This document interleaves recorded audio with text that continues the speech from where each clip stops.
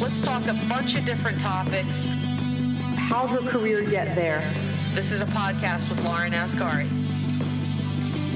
Hey, everybody. Thank you for listening. Hit that like button, leave a positive comment, or hit subscribe to get alerted when new episodes drop. All of this will help keep the project going. Thank you for your support and enjoy the episode. Welcome. This is the Lauren Asghari podcast, How'd Her Career Get There? And my guest today is Jennifer Dewees, who is we have a long list of accolades and recognition here. So let me give a couple of summaries and hope I do this justice. Co-founder of the Maryland Apprenticeship Connector, and also the leader of the Maryland Center for Construction, Education, and Innovation.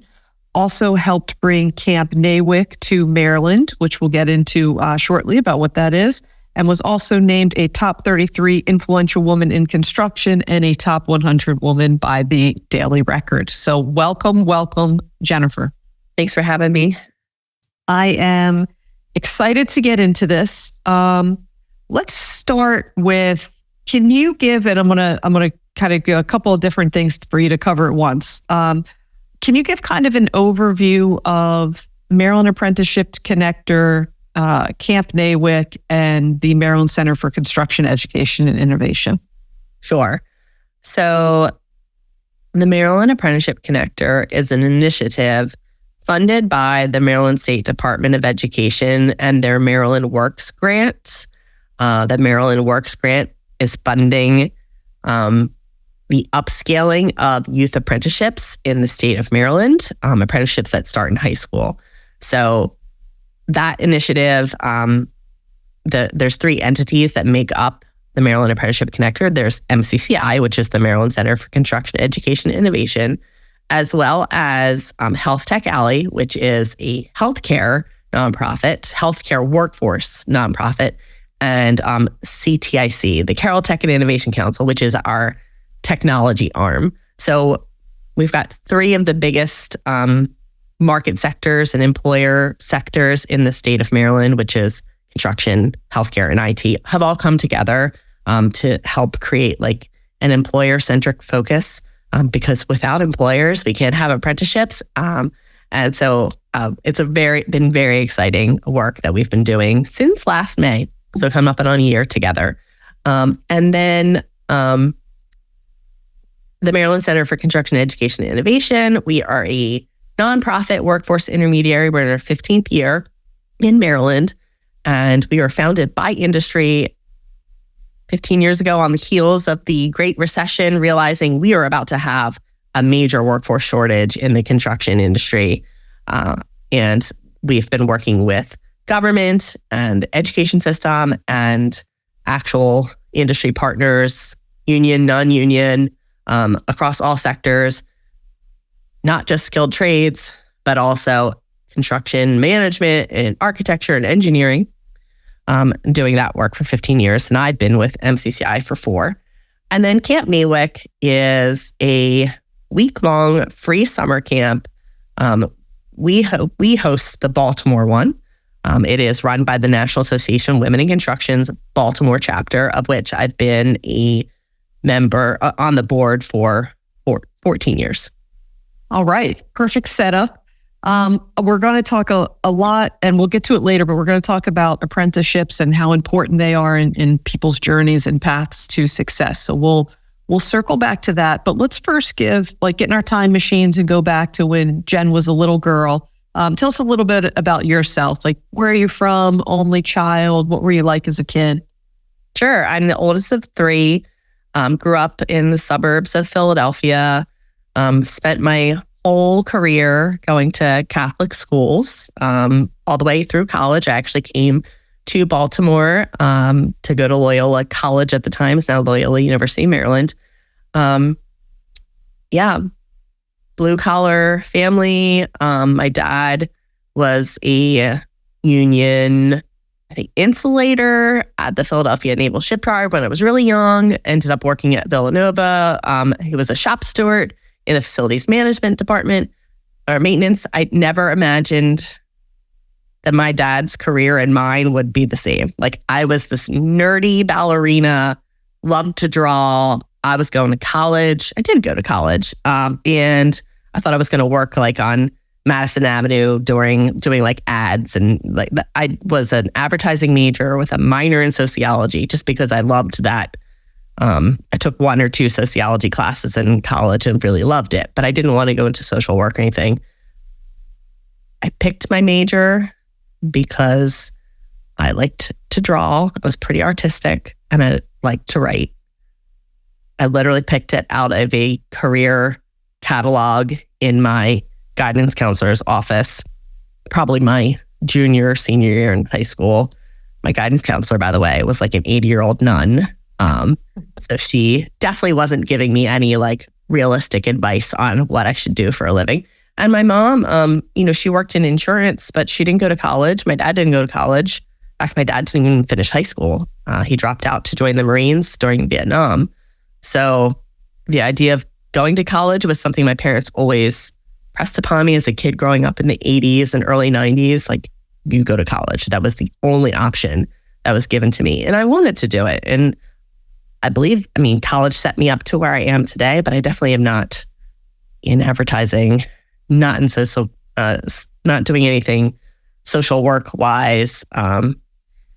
Definitely not where I expected it to be. So let's talk about that, because I always think it's fascinating, and you said it right there, right? We grow up, or we grow up, and then at whatever age we pick this major that we decide that we want to do without really knowing what that means or how that will impact us or if it will even matter. So talk a little bit about that. So you go to school, and do you talk about in school and when you were like, okay, this is not what I want to do, or did you just get a job out of college that then kind of led you on your current trajectory? Let's talk about you kind of in your early college to early career days. Yeah, I definitely enjoyed my advertising. I loved Loyola. I still love Loyola. I'm working with Loyola on like multiple things right now. It was probably up until that period of my life, the best 4 years of my life, right? Like, I absolutely loved the campus, the teachers, the friends I made. Everything was amazing. In fact, I thought I was going to go into advertising, but as a first generation college student, I didn't really know what I didn't know. And one thing I did not do was internships. And so I didn't have any real work experience.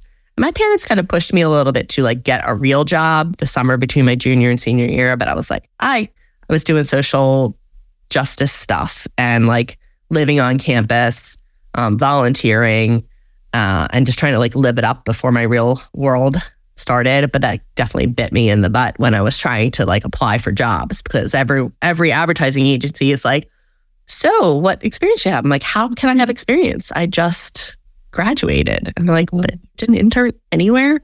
So that was the major. I would tell young Jen, get an internship. But honestly, don't regret where I am. Love where I am. But I answered an ad in the newspaper to work for a construction company in their marketing department. And that's how I ended up in construction, of just answering an ad. And I will say that I was in construction for years before I realized I'm not leaving construction, that I loved it so much. But it definitely wasn't ever on my radar until I was already in the industry. And construction, what type were you in, or were you exposed to? Because construction can obviously mean a variety of things. For sure. I've always, except for one brief period in my life, worked for construction management firms in commercial and institutional construction. So most of the companies I've worked for built like higher education facilities, healthcare, sports and recreation, that kind of stuff. Never residential.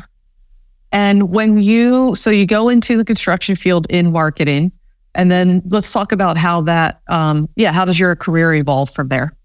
Yeah, so it was really interesting. I was working for Whiting Turner Contracting in their headquarters and in their marketing department, and really enjoying my time there, but was given the opportunity to go to project engineers training which is the training that new hires that are going to be hired to run projects go to. And they wanted to like expose us the marketing team, like one or two of us at a time got to go to this training to like understand what we were marketing. And I had been with Whiting Turner for a few years at this point, and I sat in that training and was answering the questions they were asking of the new hires. And I was like, these people are making like double what I'm making because they have an engineering degree, and marketing communication just does not pay what engineering pays. Pro tip. Right. Don't pick a female-dominated role if you're looking for some money. But anyway, I started, like, there was this little thing in the back of my head that was like, I probably could do this. And man, like, I really missed the boat when I chose what I was going to go to school for, because I was working multiple jobs to pay my rent and everything and to live the lifestyle I wanted to live, which was not lavish, but I, wanted to go out with my friends and have cute clothes and that kind of stuff. Sure. So fast forward a couple years, somebody that I knew from Whiting Turner had moved to a smaller construction management firm. And he was like, hey, we have somebody who is non-traditional. Like, they didn't go to school for engineering. It's actually working out really well. Are you interested in applying here to be a project engineer? And I was like, all right, what? Like, why not? I think I can do it. I know I can make better money doing it. And the worst thing I can do is fail. I gave it a shot, and I did that for probably 5 or 6 years, and actually like ran projects and stuff, which was wild. Like never what did I expect to be there, but it was really awesome. And then from there, did you stay in the kind of project management, field for? No, actually that company had grown enough that they needed a marketing department. And they were like, you've been with us for a certain amount of time. Nobody knows us. Like, they were a really small company and they've grown. They know, us, our strengths. Do you want? And at that point I was just about to have my second child. And I was like, gosh, like working Saturdays, covering jobs for like overtime was really, really sucked. And I was like, it wasn't because I didn't like what I was doing, but it was about quality of life. So I went back into marketing, and I stayed in marketing and business development for a whole bunch of different companies between then and joining the nonprofit world. And what for you was that leap from going to nonprofit? Well, not a leap, but the move to nonprofit. So when I was still with that other company, I joined NAWIC, which is the National Association of Women in Construction. And during that volunteerism and becoming chapter president and everything, I started realizing how passionate I was for the idea of like women in construction and exposing young girls specifically to the opportunities available to them. Because like I said, I guarantee nobody in my school was an all-girls Catholic high school. Guarantee nobody was suggested to go into the construction industry. Never even brought up to us as a viable career path. Maybe engineering, right? But never, a skilled trades or anything like that. And definitely if it was engineering, it wasn't going to be construction engineering. It was probably, designing products or something like that. So I started thinking about that. And, I helped found Camp NAWIC, and I loved that. Like that was getting me out of bed every day, was the idea of that. And I was like a little social influencer amongst my friends and telling them to tell their daughters and everything. And then I was meeting companies like Baltimore Gas and Electric, BGE. They were like, we want more women. And I started realizing that not only was there an opportunity for girls, but companies wanted the diversity too, because they realized, hey, they're an untapped market. Women right now, we're struggling to find people, and we basically don't have any women. Like that's half the workforce, half the population. Yep. Yeah. So then I started, like, through my NAWIC work and through, just my volunteerism, had met the then president of MCCI, Bob, and we did a lot of work together. And he would pick my brain about things, and like he did with lots of people, I'm sure. And one day, actually, summer 2020, he sent me an email saying, I've got something you might be interested in. Can we talk? And I just assumed it was another idea of his and scheduled a call with him while I was literally driving to pick my kids up from summer camp.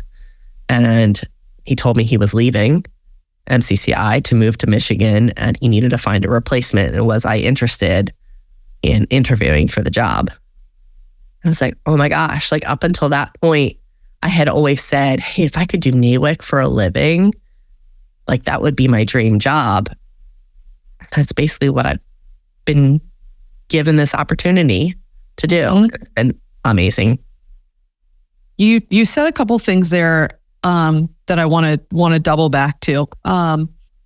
You said earlier in the conversation, I took this job or this opportunity because the worst thing I could do was fail. So elaborate on that, the mentality of that, because that is without a doubt something that catches a lot of people is the lack of that mentality, right? Fear of failure. So so talk about that a little bit. So I think the only times in my life, or the times in my life that I have grown the most have been when I've been terrified. Leaving a job that I loved in the middle of the pandemic to start this job. I remember sitting through the interview process and being like, God, don't pick me, because I knew it was going to be terrifying. I was in a mid-level manager position at my last company, well respected, loved all my coworkers, had a great paycheck, and had work-life balance.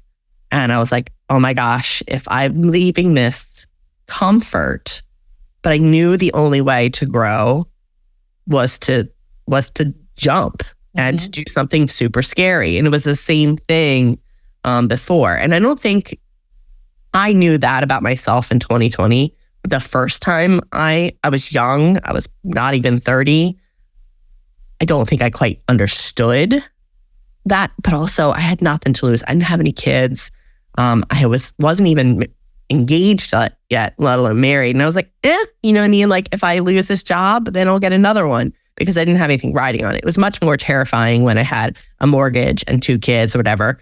But it was... What was the push for you? What was like the internal monologue that was like, okay, I'm going to push and do it?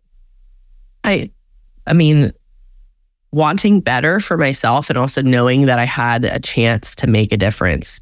And I only get one life. And am I going to play it safe my whole life and just pull a paycheck and get my fulfillment out of the volunteer hours? Because that's what I was volunteering so much on so many different boards, and I still am. But I wasn't getting, I was getting paid to do it a little bit, but it was a lot of extra hours. Right. I could just do this. I can actually get paid to do it. I'm checking both buckets at the same time. Mm-hmm. Love it. Love it. And then talk a little bit about when you got the call to take the role. That's obviously a blend of, and I'm constantly thinking about this theme of, I think the phrase is like preparation meeting opportunity, right? Mm-hmm. So when you got the call to take it, you had prepared yourself to be able to go into that role. So talk a little bit about your experience about whether it's work ethic, preparing, just kind of where preparation, being ready meets opportunity, and pushing for your opportunity versus waiting for it to come. Just any of your insider experience with that stuff. Sure. I truly think that my volunteerism with NAWIC, when I got that interview, I was on the national board, right? So I was volunteering at an executive level and didn't have that same experience at work. So that was how I was preparing myself, because I knew it's really hard for a company, especially a large company that already has like an org chart. You almost need somebody to leave for you to get the opportunity to like truly move up into an executive level position. I had gotten promotions and was given as many opportunities as I could. But for me, the way to get that leadership experience was to move up the ranks in the nonprofit world. And I was getting, budgeting and strategic planning and all of that from my nonprofit. And I tell every woman in the construction industry that I know, like, if you're not getting those opportunities at work, join a board, because that's where you're getting it. And honestly, the last several interviews I went on in my life, NAWIC was a huge part of that because of the leadership position I had taken in that organization. So that was like the way I prepped myself for the additional. And I know my ex-husband used to like gripe about the amount of time I was spending on NAWIC. I was like, but that's like, he was being given the opportunities at work to advance because of his, he was in engineering and he had multiple degrees under his belt, and he was just getting the opportunities. And the only way for me to move fast and move in the direction, it wasn't even that fast, but to move in the directions I wanted to was the volunteerism. And it really paid off significantly for me. Let's talk a little bit about, I feel like it's still, and you're closer to it than I am. I mean, I run a technology consulting company, but I'm not in construction, nor do I touch construction. But I feel like the trades in general, construction, all of that, I just think is just an underrated area of tremendous opportunity. And for males and females, but as you said earlier, and it's the same in technology, right? There's typically more males in technology than there are females, and certainly in this trades and certainly in construction. But regardless of gender, a tremendous opportunity for people from an earning potential, from a skill perspective, and there's a lot of paths to get there. Let's talk a little bit about apprenticeships or different paths to success, or how people can get involved in those types of things. Yeah, it's really, I think, backing up a little bit on like why I think it's underrated. I don't think it's because anybody truly realized that we are undervaluing non-college pathway careers. But what's really interesting is that apparently in 1983, there was a report that came out under the Reagan administration called A Nation at Risk. And while I don't remember the exact report, I remember the conversations that were happening like around my parents' dinner. Like I remember them reading a newspaper and talking about how we were lagging behind like Japan and Germany, and everyone had like these math scores were insane, and college was the only way that we were going to succeed. So the entire US education system pivoted to funding K-12 schools that did really well at preparing kids for college. And as a result, everything else like that didn't send kids to college just wasn't prioritized anymore. So I truly think like that is why we are where we are. There seems to be a shift away from that, at least here in Maryland. Like I said, with the Maryland Works Grant is a result of legislation called the Blueprint for Maryland's Future. And that is saying that one of the pillars, there's lots of things that they're dealing with. There's pre-K and teacher education, all that, teacher salaries and all that. But one of the pillars is college and career readiness. Mm-hmm. And it says that by 2030, 45% of Maryland high schoolers will have completed the high school level of an apprenticeship and or gotten an industry recognized credential that would allow them to get, a job right out of school.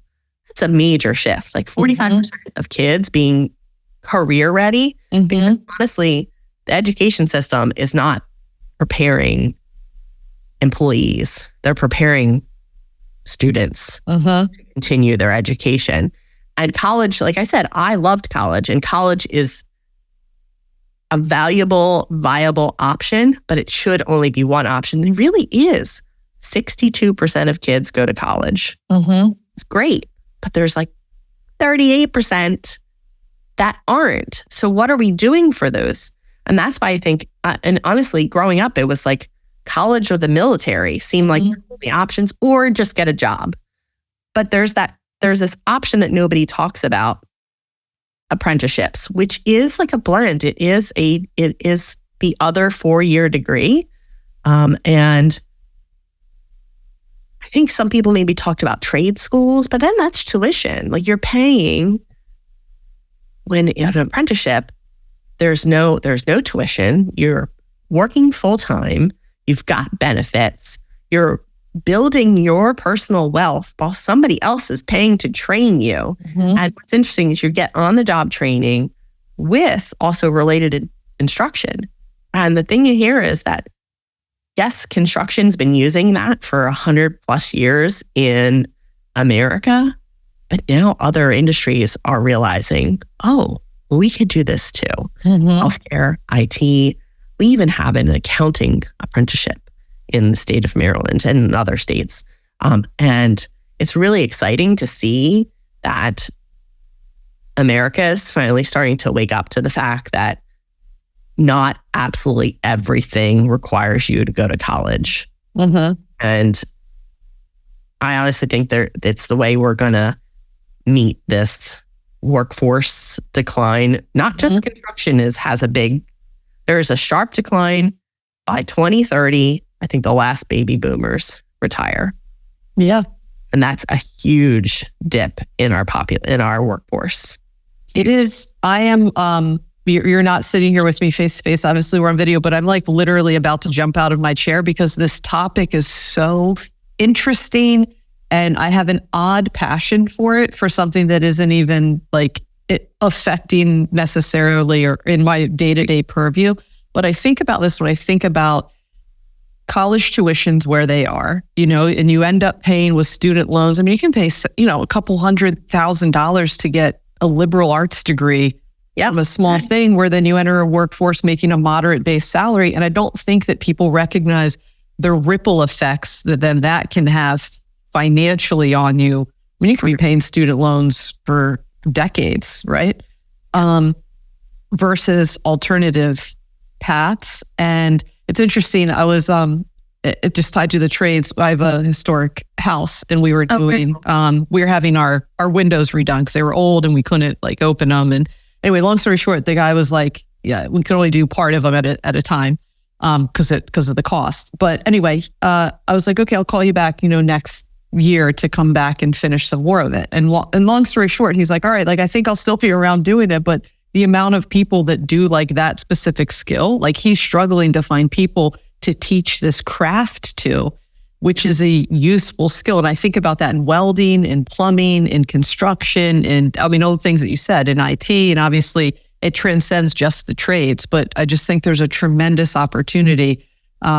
And you're right. I feel like we're about similar age. Like when we were younger, it was like college or military. Like you just, it wasn't even an option. And my uncles are construction workers, plumbers. I mean, they are men of the trades. So I've always seen just like, wow, that's like now I see them running their own businesses or what they're able to do with that skill set, mechanics. I mean, all different types of things. So absolutely. I love that you're talking about this stuff. What's really had been really exciting for me is that, MCCI has been doing this work for 15 years. And it seems like we're at this amazing, like perfect storm happening right now in America. For good or for bad, it seems like college is being like disvalued, which I don't think is completely necessary. Agreed. But at the same time, Gen Z is being called the tool belt generation.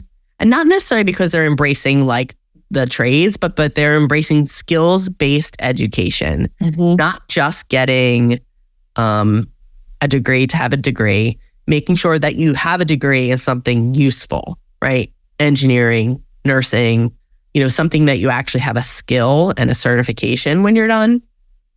And that's why I'm super excited, because every time we talk to, we just did a construction career day last week, and we had, hundreds of high school students coming and doing hands-on stuff.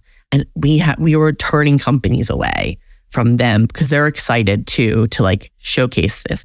I'm sure 10 years ago, if we tried to do that same event, we would have had a hard time getting schools to bring their kids there. But schools are super excited about giving their kids pathways that include things other than college. And it's not for the dumb kids, right? electricians have to know algebra and Yep. DC theory and all this stuff that like I walked into a first year electrical apprentice classroom, and the math that was on that wall, there's no way that I would have gotten into that. Now, had I still been in high school and started doing that math, I took calculus in high school, I would have been able to do that math. The average age of an apprentice is 30. If you're 30 or older and haven't been in school for 12 years and you have to go back and try and do that math, that's really hard. But we are getting these kids while they're still in high school, while they're still doing math, while math is still fresh in their brain, and saying, hey, here's this apprenticeship opportunity for you. Don't wait until they tried every other thing out there and realize, God, like I can't pay my bills. I'm working 4 jobs. Like get them now. Yeah. So I'm really excited about making sure that our companies realize that they should be recruiting. Don't wait till they graduate to try and get them into this. Like get them in now. You can hire them while they're under 18. And that's been a lot of fun too, is trying to tell a whole bunch of old men that what they've been doing for the last 20 years needs to change. Well, and you know, the thing that I love about it in general is being able to give, it taps into more workforce and more people providing value and doing things that they're good at, right? Like the more options that you can give, whether it's traditional, to your point, or traditional college, military, getting more work involved in the trades, like any of those things are all equal and important, or I shouldn't say equal and important necessarily, but they're all important, significant contributions to what the workforce needs. So I love that. How do people get, and I want to talk a little bit more about kind of some things in your career and your experience and mentors, but how do people on the apprenticeship topic, how do they get, if somebody's listening to this and they're a company, where do they go? Hey, this is a great idea, but give me something tactical to do next. And if they're a student or a parent or somebody who's, earlier in their career or later in their career, and they're like, okay, I'm interested in the apprenticeship part, where do I go? Yeah. So if you're in Maryland, macworkforce.org for any of those people. We have information for anybody, no matter where you are in the apprenticeship ecosystem, career seeker, employer, even educators. Got it. Perfect. Let's talk a little bit about you and your experience before we wind down here. What has been, if you could give, you touched on one thing earlier, but if you could give younger Jen some advice, what would that be? Yeah, I mean, obviously getting real life experience while you're still in school. But I think, just leaning into things that you maybe, for a long time, I think I focused on like, oh, I'm not good at this. Like I need to get better at that. But like lean into the stuff that you are good at, right? And I think for so long, I think that's part of why my career, I felt like it took a while to get, because I internalized somebody saying that I wasn't great at something.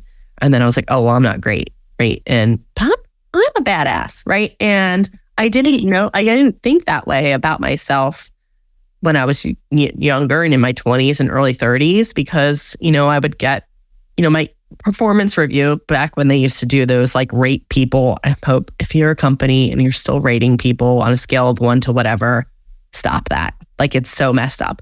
But anyway, thankfully haven't worked for somebody like that in over a decade. But like getting ranked and rated and being told what you did wrong, and gosh, like that was so hard. I was so hard on myself. But once I like started to figure out where I excelled and shined, that's when my like career kind of took off, because I started looking for opportunities that I could really embrace that part of me. And now I'm at a point in my career that if I don't want to do something, I can hire somebody to do it. So I think, there's obviously points in your career you have to make choices on, all right, like for me, I hate handling, like I hate accounting, hate it so much. It's my like least favorite thing to do. It gives me no dopamine at all. I don't enjoy it. So I do it. I still have to do some because, I'm the president of a nonprofit and I'm a fiscal agent for some grants and whatever. But I also lean on support from people. And I say, hey, I'm not fabulous at this part. Can you help me? Or I outsource some of it to somebody that works for me and say, hey, or I even pay consultants to do things too. Like, there's no reason why you should do something you absolutely hate every day in your life. And that's my advice to myself, older, but also the people that are listening. If you hate your job, find a new one. Yeah. And lean into your strengths. I love that. Were there people along the way? Did you have mentors along the way, or people that kind of guided you and or gave input? And what were some, can you share a story about maybe if there were some, just something that somebody said to you that really impacted you? Yeah. So I've had quite a few people that saw things in me and were encouraging, formal event. And I think one thing that really stands out to me is when I took this role, the vice president of the company I worked for before this, he's this amazing, talented, passionate Black man. And when I took this job, I asked his advice on something. I had to do a hiring, had to hire somebody, and it was delicate because of who they were currently working for and our relationship. And he said to me, you're a woman and you have to do this job 1,000 times better than the man before you. And hearing that I know he was living it as a Black man in the construction industry. He had to do the same. And that really stuck with me. I already knew that I was already I've always tried to outperform all the men that I've been around. Mm-hmm. And sometimes I did and sometimes I didn't, but I always tried. But that right there, I just think back to leaning in and making sure that other women, how can we make it so that other women don't have to run circles around the men that they're working, that they can just do their best and not get more degrees and, work more hours and do all that. It's not a level playing field. So that kind of helps, drive some of the work that I'm doing now. But that was it was a great piece of advice. And I really appreciated his honesty on that. Yeah, I love that. That is such a true and impactful statement for somebody to say, and to say out loud and acknowledge it. And then, it's, I feel like, and it sounds like for you too, it's a motivating, okay, let's just bring more people to the table so that it's not, that's, I think about that a lot too. It's just okay, it's not about putting, other people down. It's about just, let's bring more people to the table so that it is, I don't know if equal is going to be the right word or not, but there's more of a balance of bringing more people to the table to help drive that, right? And you're not the only in the room, whatever that is. I truly believe that 95% of men want and think that they are allies for women and want to be. There's obviously bad actors in every situation, but especially in the construction industry, we're just, we don't have the numbers of women because we've never had the numbers of women. Mm-hmm. Yeah. And there are things about the industry that probably need to change in order to have more women. Right now, the women that are in construction are brave, right? Mm-hmm. And pioneers. Even now, 50 years after women joined the workforce en masse, we're still pioneers. Mm-hmm. Getting there. And the numbers are increasing mostly on the professional side, right? Construction managers, engineers, architects. We're still really lacking in the skilled trades. And I truly think there needs to be work done. And some of it we're trying to do here at MCCI to help, because men want more women working with them, but also women make job sites more profitable, mm-hmm. more on time, on schedule, all the things construction needs it to be. So I think we're going to get there, hopefully in my lifetime, that women will not have to jump through all the hoops that previous generations have had to get success. On time and on budget, huh? That's all we need. That's why all of my home residential projects are never on time. That's why. You gotta hire some women. Yeah. Last question. Well, before I get to my last question and then kind of rapid fire of unrelated, is there anything that you want to cover or talk about that we haven't talked about? No, I think we've covered most topics that are passionate to me: apprenticeships, women in construction, alternative pathways. Yeah, I think Cool. we got it all. All right. Awesome. Last question before we get to rapid fire. How do you define success? Oh gosh. So success to me is just, setting goals and shooting for them. Like one of my things is shoot for the moon, you'll land amongst the stars. We are constantly trying new stuff at MCCI, and some of it works and some of it doesn't. But I always learn from our failures. And I think that's success. Is like, if you fail and don't learn anything from it, then that was a failure. But if things don't go the way you expect them to go, but you learn and you improve, then that's a success. Perfect. Love it. Love it. All right, let's go to rapid fire to close out. Totally unrelated to anything that we talked about. Maybe 6 or 7 questions here. Actually, I'll do the first one that is somewhat related. Electrical or plumbing? Electrical. Brick or stone? Stone. Coffee, tea? Coffee. Beach, mountain? Beach. Summer, winter? Summer. Astronaut or deep sea diver? Oh, neither. Drive or fly?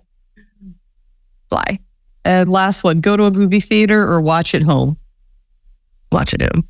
All right. Perfect. Well, Jen, thank you so much for being a guest. It was wonderful talking with you. I can tell you're very passionate about what you do, which is great, and obviously going to continue to move things forward. And so thank you so much for participating, for being a guest. Of course. Thanks so much, Lauren, for having me. I appreciate it. Absolutely. This is the Lauren Asghari podcast, How'd Her Career Get There? And we will see you next time. Let's talk a bunch of different topics. How'd her career get there? This is a podcast with Lauren Asghari.